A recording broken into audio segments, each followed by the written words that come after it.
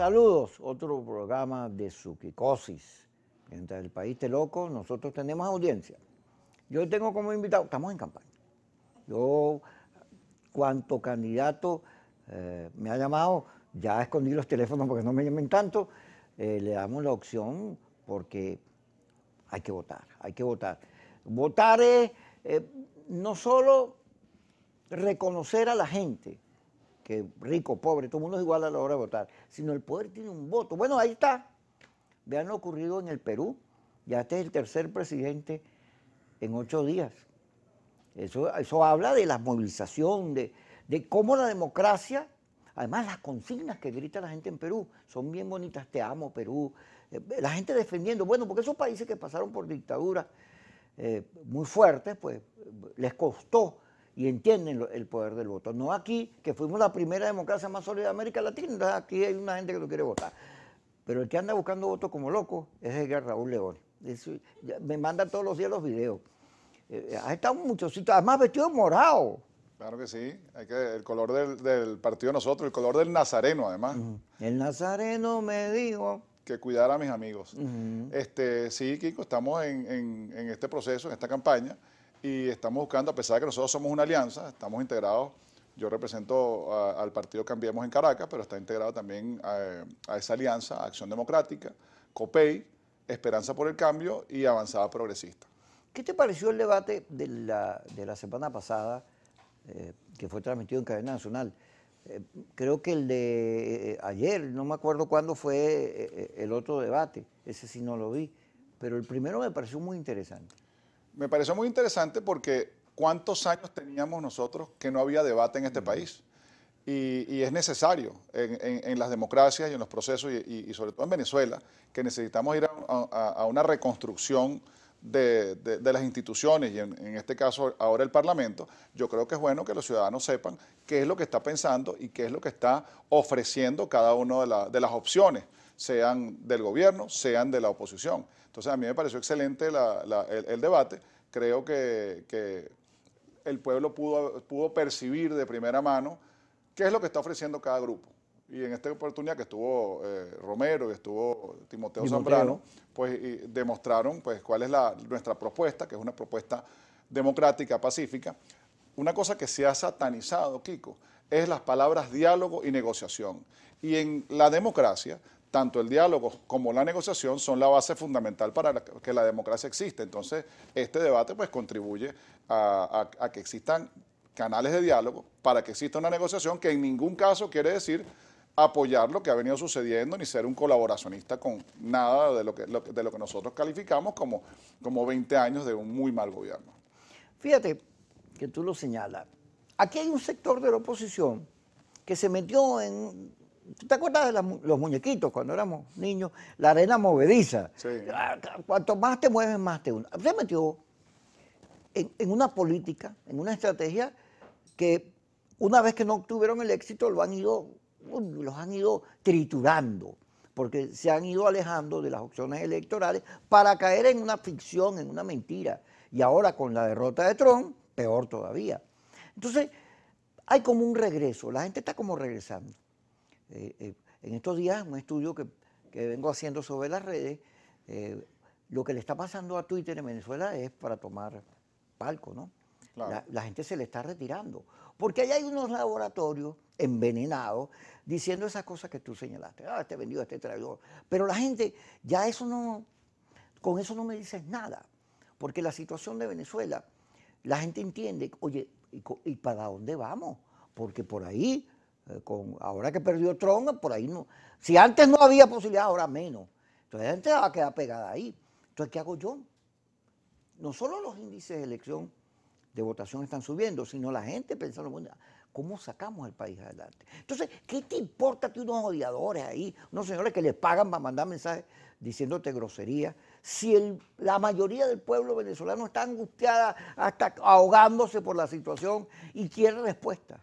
¿Qué le importa a uno, una gente que además son más americanos que venezolanos, porque están más pendientes, todavía están pendientes de Trump? Trump ya está, bueno, sí, ganó Biden, pero un momentico, y con Giuliani, que es un abogado mafioso, pues.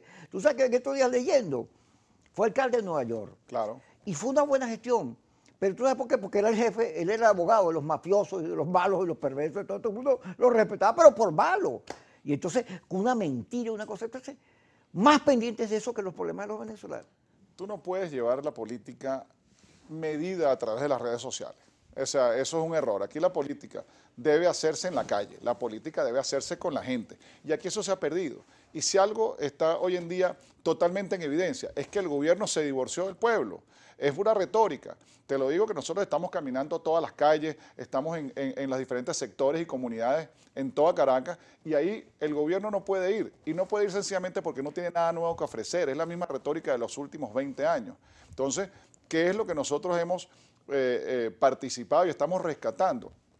El casa por casa, el ir y tocar a la gente, el entender directamente de cada persona qué es lo que está sintiendo. Y ahí es donde verdaderamente tú haces una medición. Entonces no puedes llevar, hay que salirse del reducto de hacer política guiado por tus admiradores o por los que te odian en Twitter o en Instagram. O sea, la política es mucho más que eso. Aquí se ha dicho en varias oportunidades, política con P mayúscula. Y hay que rescatar las instituciones. Fíjate que en las estadísticas que hemos visto, los partidos políticos hoy en día no tienen, bueno, incluso no solamente los partidos políticos, la iglesia es la que más tiene en este momento confianza en los sectores y es un 17%.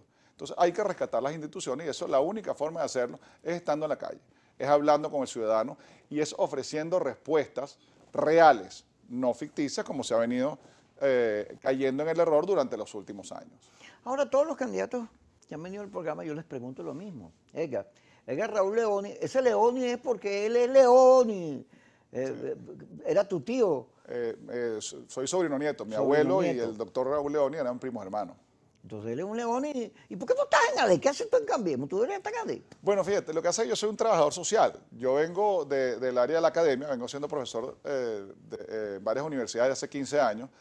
Me dedico, por supuesto, al área del derecho, pero yo entendí la necesidad de hacer trabajo social desde hace mucho tiempo. Te recuerdo, yo fui jefe civil de la parroquia Caricuado hace casi 20 años.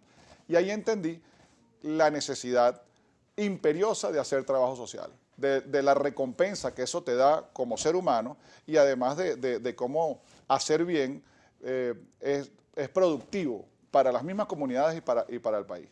Entonces, yo me invitaron a participar. Eso fue durante el gobierno de Peña, aquí en Caracas, ¿no?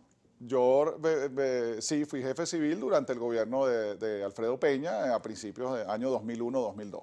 Y yo salí, de hecho, yo salí de la alcaldía, fui el último funcionario que salió en el año 2005, ya Barreto había entrado, pero la comunidad nos había pedido que siguiéramos en el trabajo porque había un agradecimiento a la labor que habíamos hecho.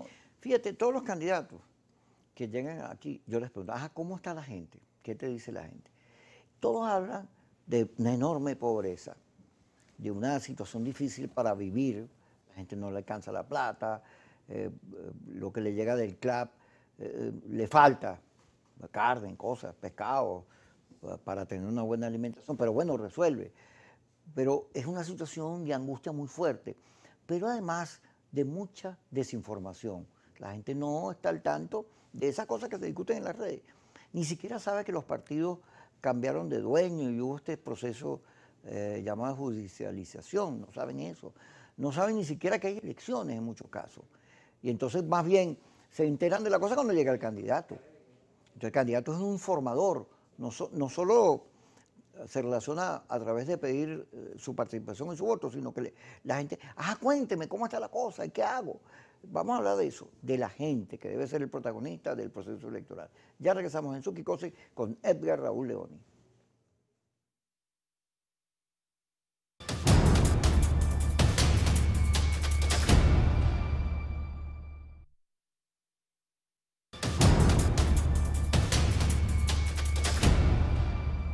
Seguimos con Edgar Raúl Leoni, candidato por Cambiemos en la lista de Caracas. Va número 2, 3, ¿qué número vas? 3 de la lista. Ok.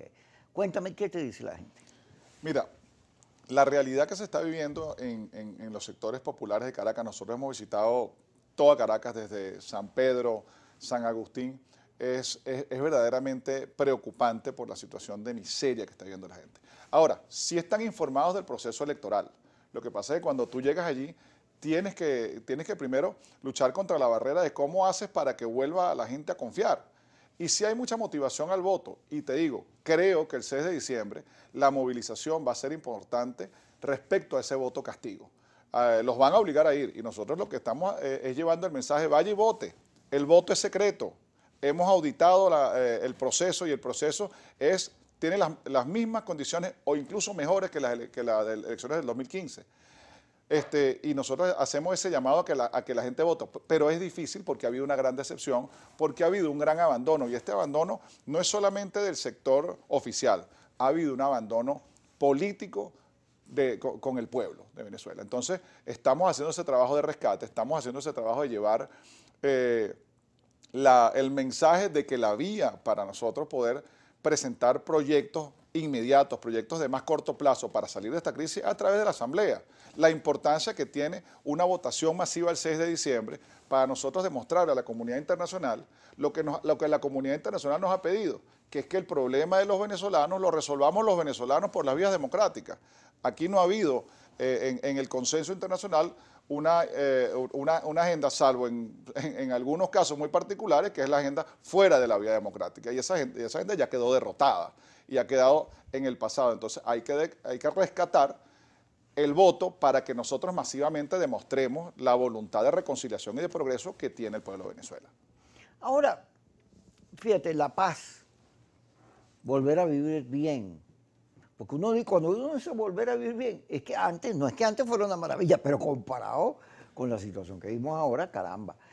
Ahora, esa opción pasa por entender lo que le está pasando al continente. Fíjate, lo del Perú, lo que pasó en Argentina, lo que está pasando en Chile, lo que pasó en Bolivia. Hay una defensa de los valores democráticos muy latinoamericana, que hay una gente que, no, los comunistas, yo creo que está bastante fuera de foco eso, porque lo que está pasando en Perú, comunistas ahí no hay lo que es populista, y Keiko Fujimori y su partido, que son bastante delincuenciales, según se ha visto, ¿no? Sí. Imagínate tú, el Parlamento de Perú, de los 100 y pico diputados, 65 están acusados de corrupción. Hay grabaciones que sacó el Diario del Comercio de los jueces del Tribunal Constitucional, así se llama, con chanchullo. Y al presidente, a Vizcarra, lo sacan porque dicen que recibió dinero siendo gobernador. Bueno, en Perú está sucediendo lo que pasó en Argentina hace unos años, cuando a la época de la Rúa, que cada 2 o 3 días había un presidente nuevo. Y es bien lamentable, y espero que, que el pueblo peruano tenga la madurez política para salir adelante, y creo que lo va a hacer. En Venezuela nosotros tenemos que recuperar la institucionalidad. Ajá. Y eso pasa por generar reglas claras. Pero hay un problema, fíjate, hay una gente que cree en este cuadro de inestabilidad. Bueno, ¿por qué no vino Bolsonaro o Duque a intervenir Venezuela con unos ejércitos de libertadores? Primero, Bolsonaro acaba de perder las elecciones municipales, le dieron una pela, y a Duque también. Duque perdió las elecciones municipales en Colombia, no ganó ni uno de los municipios, porque cada vez que hay elecciones en pandemia los gobiernos pierden. Pero además hay una crisis latinoamericana. Ningún gobierno puede venir a salvarnos porque esos gobiernos están para que los salven. Por cierto, la OEA debería discutir el caso de Bolivia, el caso de Perú o el caso de Chile. Pero esa gente no ayuda. Por eso es que Almagro tiene tan mala fama, porque no ayudan a los procesos de integración. Ahora, el liderazgo en Venezuela debería entender que en medio de esta crisis latinoamericana, aprovechando que salió el señor Trump del gobierno de los Estados Unidos, que haga lo que haga, ya perdió, y que viene una nueva gestión, oye, para ver cómo se estabiliza el país, porque en medio de la crisis el que logre estabilidad, después de la pospandemia va a tener opciones, porque después de la pospandemia lo que viene es hambre. Claro. No, son las economías ahorita medio disfrazadas, pero el efecto se va a sentir cuando la gente salga a trabajar y la productividad y todo eso aparezca en las dimensiones en que va a aparecer. Claro, hay que despegarse del populismo, porque hay populismo de derecha y hay populismo de izquierda. Ambos populismos son igualmente malos. Y eso lo estamos viendo, bueno, tanto, como tú mencionas, tanto en Brasil como en Estados Unidos, que tienes unos populismos que han llevado, lo que sucedió en Estados Unidos fue un referéndum, pero no debes dejar de ver que Trump sacó 70 millones de votos que le pertenecen a él. Entonces tienes una sociedad que está profundamente dividida. Ahora, ese no es el caso venezolano, Kiko. En el caso venezolano, lo que yo lo interpretaría como una orfandad. Aquí aparte, aquí ya la gente, lo que la gente pide es progreso. Tú vas nosotros hemos estado en Antímano, hemos estado en La Vega, en distintos sectores, y tú le recuerdas a la gente que hace 10, 15 años la gente con lo que cobraba de aguinaldo, la gente pintaba la casa, la gente compraba para las hallacas. Hoy en día, con lo que están cobrando 1.200.000 en el mejor de los escenarios, lo que puedes comprar es un cartón de huevo y un poquito más. Entonces, la explicación que nosotros llevamos o la propuesta que nosotros llevamos es, primero tiene que haber una votación importante para que nosotros no caigamos en ese juego nefasto que nos quieren llevar ciertos grupos radicales de que esta asamblea no es una asamblea legítima. Esta es una asamblea legítima porque así lo establece la Constitución y se debe instalar el 5 de enero. Y yo creo que va a ser una asamblea donde la oposición vamos a tener una mayoría importante representándola. Yo sé que tú discrepas un poco de eso. No, porque yo no veo victoria ahí.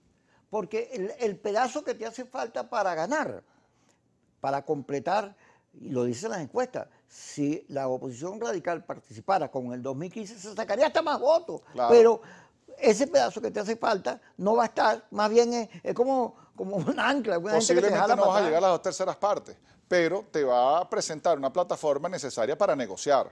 Y como te decía antes, aquí hay que quitarse de la cabeza que negociar y dialogar son palabras demoníacas. Aquí lo que hay que tener claro es que sí, el gobierno sigue siendo gobierno, que esta oportunidad de la Asamblea Nacional nos abre la puerta a un cambio de actores políticos, que en este periodo que comienza a partir de enero vienen elecciones de concejalías y alcaldes, vienen gobernadores, entonces la oportunidad para hacer un verdadero cambio político en el país comienza el 6 de diciembre con las elecciones parlamentarias. Entonces yo sí creo que va a haber una votación importante. Las encuestas antes de Trump ya decían que entre los que están definitivamente decididos en ir a votar y los que muy posiblemente iban a votar superaba el 50%. Eso fue antes de la derrota de Trump en los Estados Unidos y antes de que comenzara la campaña electoral propiamente en Venezuela. Entonces yo sí creo que va a haber una participación mayor al 50% porque sales del fantasma del trumpismo y además ya tienes caras y rostros en los distintos circuitos donde la gente puede ir y apoyar a sus candidatos.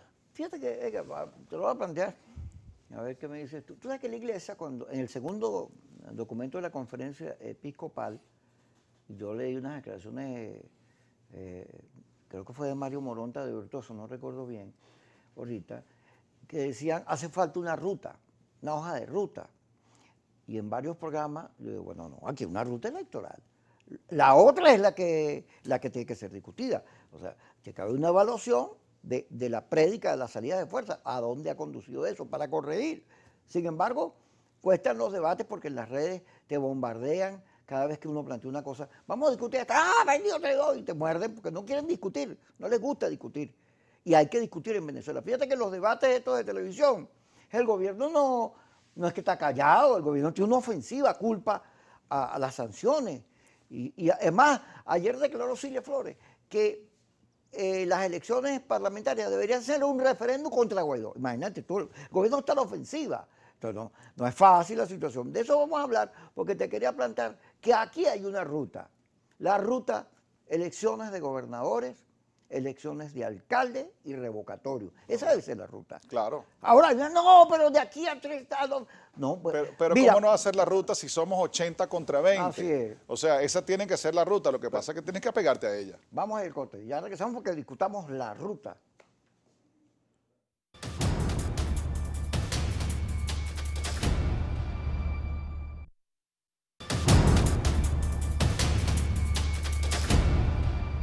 Seguimos con Edgar Raúl Leones, que es candidato aquí por la Alianza Democrática en Caracas. Por cierto, Kiko. ¿Qué es esto? Ya te hago un regalo de bioseguridad, un tapaboca morado del color de nuestro partido. Vi por gracias. ahí que en estos días te trajeron un regalo y yo pues también quise Me dieron uno sumarme. de AD, me han dado varios. Te han dado varios, bueno, no nos podemos tengo. quedar por fuera. Ya me lo voy a poner. Fíjate, la ruta. Yo veo las elecciones parlamentarias muy difícil que el gobierno las pierda, siendo honesto. Ahora, hay que ir a tratar de ganarlas, pues, porque nadie va a una elección a perderla. Claro. Hay que hacer todo el esfuerzo por salir lo mejor posible. ¿Por qué?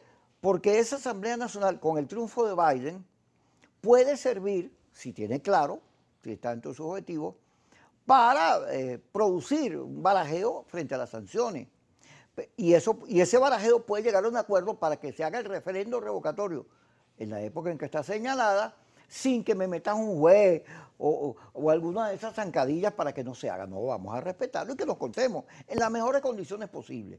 Porque yo creo que el problema de las condiciones, yo digo, mire, si tú le preguntas a la gente de Bielorrusia, las condiciones, por Dios, la gente cuando es mayoría, cuando quiere libertad, se lleva por medio el tema de las condiciones, porque los gobiernos, cuando le cogen el gustico al gobierno, no dan condiciones.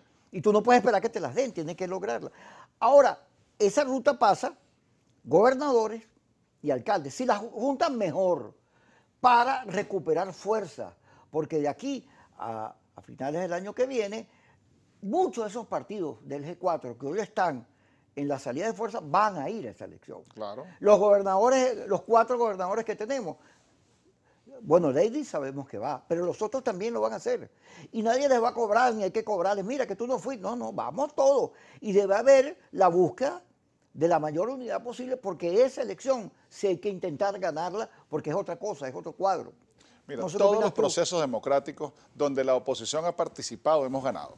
Aquí el problema ha estado en que lo que tú decías hace unos minutos, que no hay una estrategia a más largo plazo, sino la estrategia es inmediatista. Llegamos a la elección, ganamos y empezamos a ver qué hacemos.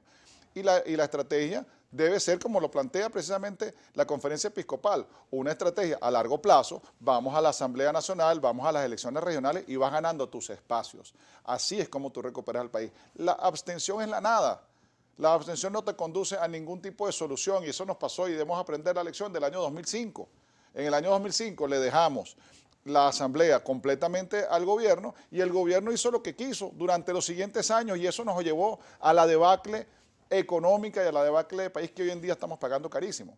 Entonces, tiene que haber una participación, tenemos que rescatarla y eso además ha venido sembrándose con lo que tú dices respecto a los diputados del guaidosismo y del G4, muchos de ellos hoy está pasando por su cabeza que ya esa estrategia fracasó, que el mantra no tiene más sentido y que a partir del mes de enero pues van a buscar lo que naturalmente deben buscar, que es la participación política.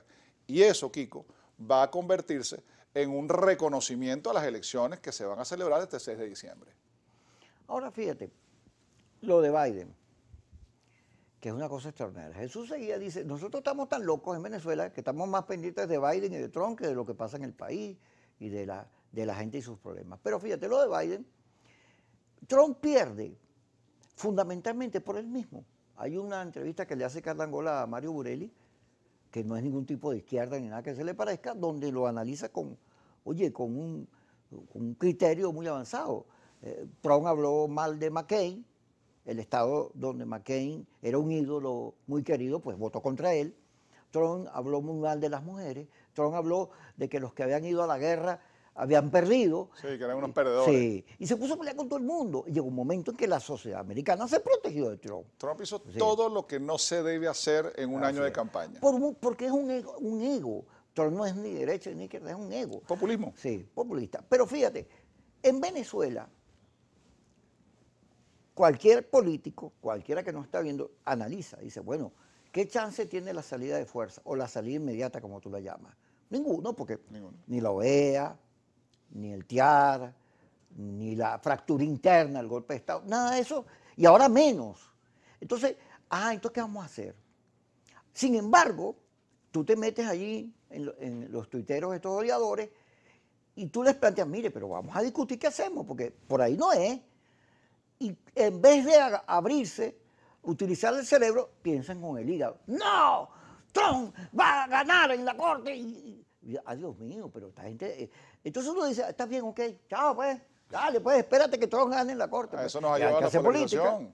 A eso nos ha llevado, a perder el raciocinio y la lógica. Por ahí dicen, el sentido común es el menos común de los sentidos. Y entonces eso no lo estamos viendo aquí en Venezuela y lamentablemente tenemos varios grupos muy minúsculos, pero que hacen mucho ruido.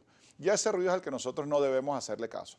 La ruta tiene que ser una ruta electoral, como te decía. Cada vez que nosotros hemos ido a un proceso, lo hemos ganado. Porque el chavismo, Kiko, no suma. Desde hace 20 años el chavismo pierde arraigo con la gente. Y hoy en día lo que es una gran orfandad. Y lo que ha venido sumando es la oposición. Lamentablemente, esa oposición pues no se ha unificado. Pero yo creo que están las condiciones dadas en este momento para que la oposición negociemos una ruta clara y no solamente eso, sino que en este Parlamento que comienza el 5 de enero tengamos una agenda que pueda ser discutida y donde hayan puntos comunes con los que van a representar al gobierno en esa asamblea.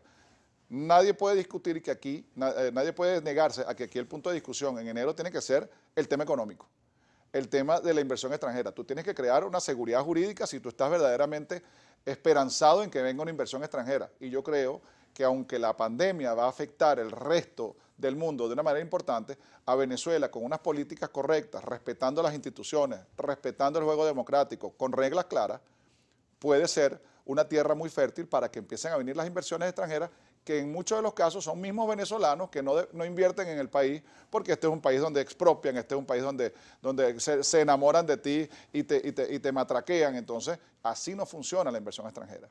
Y esa es la única manera que tú puedes generar una condición de salario equilibrado. Hay que hablar en esa próxima asamblea de la dolarización de la economía, que ya es un hecho. O sea, no admitirlo cuando tienes 70% de la economía dolarizada, eso tienes que plantearlo. Hay que extraer ciertos puntos de esa asamblea constituyente que nadie reconoce, pero hay ciertos puntos que uno puede extraer y llevarlos a la asamblea, como por ejemplo es las privatizaciones, pero no de forma secreta como la plantea la constituyente, sino de forma abierta y transparente. Aquí nosotros tuvimos una experiencia fantástica durante la década de los 90 con las privatizaciones de CanTV, de la electricidad de Caracas, y que en ese momento funcionaba. Entonces, el Estado, hay que revisarlo también, el tamaño del Estado, Kiko. El Estado es inmanejable. El Estado a través de la burocratización del tamaño del Estado. Y una de las propuestas que nosotros estamos llevando a Caracas, por ejemplo, es que Caracas hay que revisar su tamaño también. Caracas es una ciudad que es ingobernable, desde el Recreo hasta Macarao es la misma ciudad, es imposible. Entonces, hay propuestas que nosotros debemos llevar, que estamos seguros que del lado del gobierno podemos conseguir puntos de encuentro que va a terminar beneficiando, es al ciudadano, para tener algunas mejoras al corto plazo en el año 2021. Déjame ir al corte, que ya me están haciendo señas, y regresamos con Edgar Raúl Leoni aquí en su programa Kikos.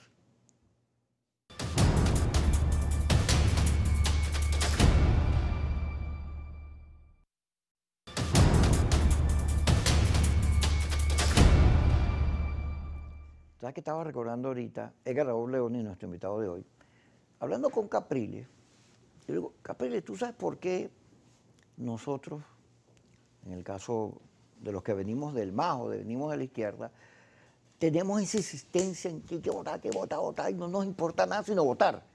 Porque durante mucho tiempo, nosotros en la izquierda, en esa izquierda que fue capaz de ir a la vía insurreccional, a tumbar al gobierno en los momentos en que la democracia tenía los mejores números. Imagínate tú la locura. O esa izquierda, en las universidades, en los sitios donde sobrevivió, vivía discutiendo estos temas de votar, no votar, la abstención, las salidas de fuerza. Era la misma discusión. Y uno enfrascado en esa discusión, oye, para avanzar, para volver a la vida democrática, para buscar con el voto crecer y defender a la gente. Acuérdate que llegó un momento que esa izquierda radical decía, ADECO, PEI y el MAS, la misma soquetá. Porque nos llamaban reformistas, revisionistas, colaboracionistas, todo eso. Pero esa izquierda, después, esa misma, que hoy está en el gobierno, por cierto, esa es la misma que discutía con nosotros la atención. Y que llegó al gobierno a través del voto. Ahí voy. Cuando Chávez dio el golpe, de cuando salió de Yare, él salió abstencionista.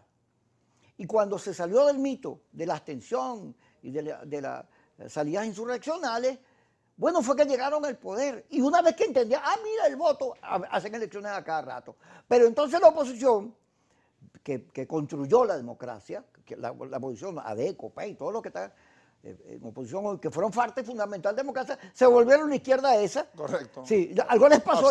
Abstencionistas. Fíjate, y ellos llegaron al poder y están pegados ahí porque entendieron que es el poder del voto quien decide. Kiko, porque nosotros caímos desde que comenzó el gobierno de Chávez en la agenda de Chávez. Aquí toda la semana se discutía lo que se decía el domingo en el aló presidente. Entonces, desde ese entonces el gobierno que ha venido es poniendo, como dice por ahí, poniendo peines, y la oposición los ha venido pisando. Entonces, debemos de entender, debemos de recapacitar que la vía democrática es la única vía que tenemos, no hay otra. La pandemia nos enseñó y nos alejó de cualquier vía de fuerza externa e incluso interna. Entonces, debemos rescatar esa vía porque es la vía donde hemos derrotado al gobierno. Hoy en día estamos en una situación donde en esa asamblea debemos llevar, como te digo, propuestas donde debamos conseguir los puntos de coincidencia, que hay muchos. No vamos a coincidir en ciertos aspectos, pero vamos en primero, porque además los puntos de coincidencia son los que en este momento al pueblo lo tienen. Bueno, todo el tema económico que trataste en el negro anterior, Rodolfo Sanz, quien ha sido ministro, director de la CBG, alcalde y ahora candidato a la Asamblea Nacional, dijo más o menos cosas parecidas a las tuyas. Yo le dije, Rodolfo, te van a linchar, y los radicales de la revolución van a decir que eres un mendigo, porque habló de respeto al mercado, de una economía competitiva, de desarrollo. Claro. Pero de que la economía no tiene ideología, eso lo dijo aquí. Pero es que, Kiko, si tú en tu casa llega un punto que estás desempleado, estás quebrado, pero tienes 2 carros, la lavadora, el televisor, tienes el DirecTV, tienes... Eso, o sea, esto es más o menos en grosso modo lo mismo. Tú tienes que hacer recortes y tienes que invitar a generar nuevas formas de producción. ¿Dónde parte eso? Bueno, primero, en una participación el 6 de diciembre. Nosotros con un reconocimiento internacional podemos dar seguridad jurídica, porque la inversión extranjera no va a ningún sitio donde haya seguridad jurídica, donde no haya seguridad jurídica. Eso te va a dar la posibilidad de establecer reglas claras de juego.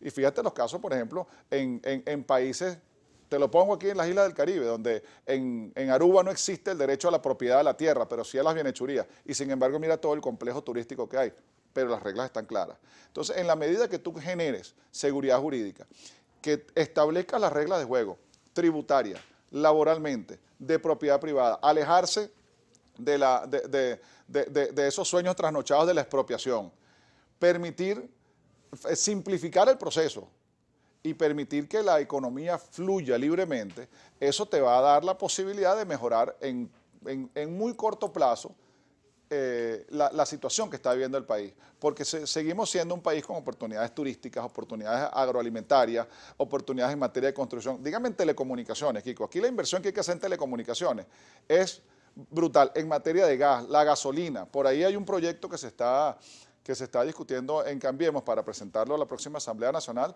de la privatización en el sector privado en materia petrolera de generar mini refinerías. Bueno, eso todo coayuda a salir de la crisis energética que estamos viviendo, pero tienes que tener reglas claras. Entonces, hay un camino que seguir. Creo que el gobierno ha entendido que ya la vía absolutoria de ellos, donde controlan todo y manejan todo, es una vía que no ha generado nada. Si tú sacas las palabras sanción y sacas la palabra Estados Unidos de su vocabulario, quedan absolutamente sin nada que decir, porque aquí la contracción económica comenzó hace 7 años, no comenzó, ya el paciente venía enfermo. Las sanciones lo que fueron es terminar de matar al paciente y llevarnos a donde estamos ahorita. Entonces, esos puntos de coincidencia debemos trabajarlos. Ajá, tú dices, pero hemos ganado cada vez que hemos ido a elecciones. Se ha ganado 2 veces, la reforma y esta elección del 2015. Las otras elecciones las ganaba el gobierno, aun cuando la oposición obtenía alcaldías, gobernaciones y victorias que demostraban que era un problema de la estrategia del discurso. Lo que pasa es que durante el gobierno de Chávez el barril estaba a 100. $140 el barril de petróleo. Entonces no había crisis, Chávez no pasó por la crisis. Más bien, cuando Chávez se muere venían los años de las vacas flacas. Sí. Pero la gente recuerda, y tú lo ves en la encuesta, Chávez como la bonanza. Yo describo eso como una gran borrachera. Una gran borrachera que se agarró en el país porque no solamente era $140 el barril de petróleo, sino que además aquí se salieron a generar una cantidad de bonos para endeudar al país por 50, 60 mil millones de dólares, de lo cual no quedó nada, Kiko. ¿Dónde están las plantas de leche de Barinas que se habían construido? ¿Dónde está el famoso gasoducto que iba a ir hasta Buenos Aires? O sea, aquí lo que hubo fue una robamentazón, una falta de control. El Fondo de Estabilización Macroeconómica, que fue una idea que se maneja en países como Noruega, que tienen una tendencia, vamos a decir, socialista light. Bueno, ¿dónde está el Fondo de Estabilización Macroeconómica? ¿Te acuerdas cuando los habló el presidente? Mira, un millardito ahí, un millardito allá, y ahí se fueron 30 mil millones de dólares. Qué buena falta nos hacen hoy en día para el tema de salud, para el tema de alimentos, para el tema de gas, para el tema de gasolina. Entonces, esos son los puntos que nosotros debemos. La ley de antibloqueo, que suelo confundirla con la ley anticontenido, ¿eh? Porque, mira, la ley antibloqueo, aparte del hecho de que la aprobaron, de ese carácter de supraley que le dieron y que la asamblea que viene no va a poder discutirla a fondo, cuando es un debate, más bien que yo siendo gobierno lo pondría por todos lados, porque ya Fedecámaras, sectores económicos han dicho que la ley, cuando tú le metes lupa, tiene una reflexión sobre las expropiaciones, el Estado grande, el tema económico. Hay una búsqueda, algo cercano al socialismo capitalista chino en términos productivos. Esa ley tiene unas reflexiones importantes, solo que la manera en que la metieron, pues, Pero ¿cómo le vendes tú eso al mundo, Kiko? Ah. ¿Cómo le vendes tú eso a Europa? Vamos a hablarlo ahorita, porque ya me hicieron señas aquí que el corte es lo que viene. Ya regresamos.